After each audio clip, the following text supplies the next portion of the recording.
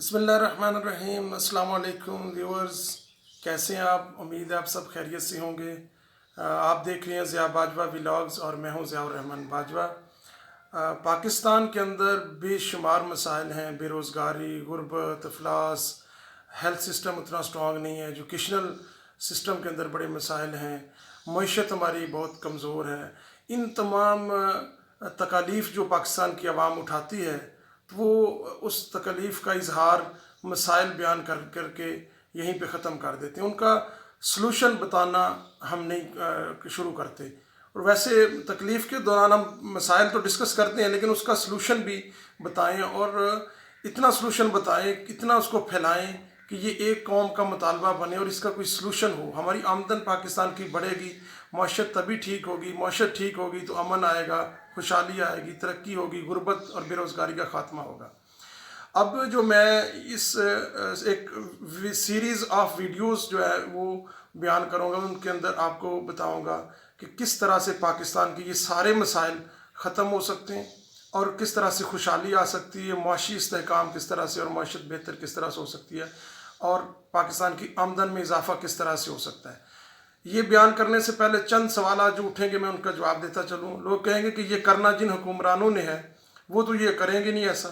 دیکھیں، انہوں نے جس طرح سے کرنا ہے وہ ہماری آواز اٹھانے سے ہی ہونا ہے۔ اگر ہم اس بات کو زیادہ سے زیادہ پھیلائیں گے، لوگوں کی ذہن سازی کریں گے، ایک پازیٹیو کنٹینٹ کریٹ کریں گے، آواز اٹھائیں گے مل کے، تو پھر وہ حکمران جو ہیں وہ کرنے پہ مجبور ہو جائیں گے۔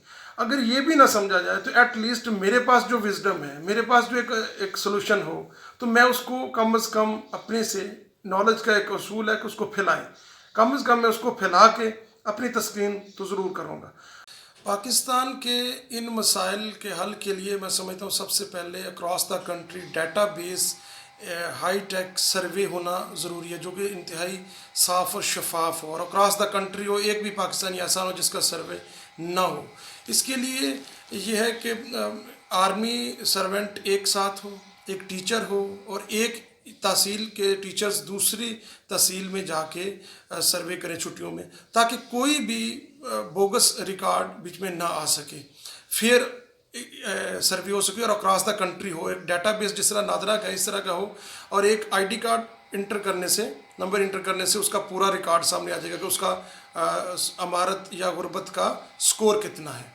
ایک تو یہ شفاف اور صاف اور شفاف جو سروے ہوگا، اسی بیس کے اوپر میں آنے والے جتنی ویڈیوز بناؤں گا، جو سیریز ہوگی ویڈیوز کی، وہ سارے مسائل کا حل اسی سروے کی بیس پہ ہوگا، اور سروے شفاف ہونا ضروری ہے۔ اس کی افادیت تبھی ہوگی، ادروائز میں اس کی گارنٹی ذمہ داری نہیں لے سکتا اگر صاف شفاف سروے نہیں ہوگا۔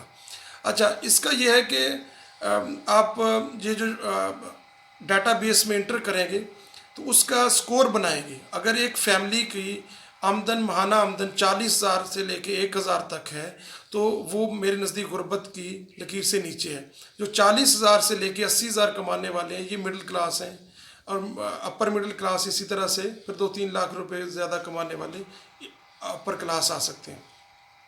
اب ان سب کے لیے آنے والی جو ویڈیوز ہیں ان کے لیے الگ الگ پلان بنے گے۔ 1 سے 40 سکور، یہ جو 1000 ہے اس کو سکور میں میجرمنٹ کر لیں، 1 سے 40 تک کا جو سکور ہے اس کے لیے الگ پلان ہوگا۔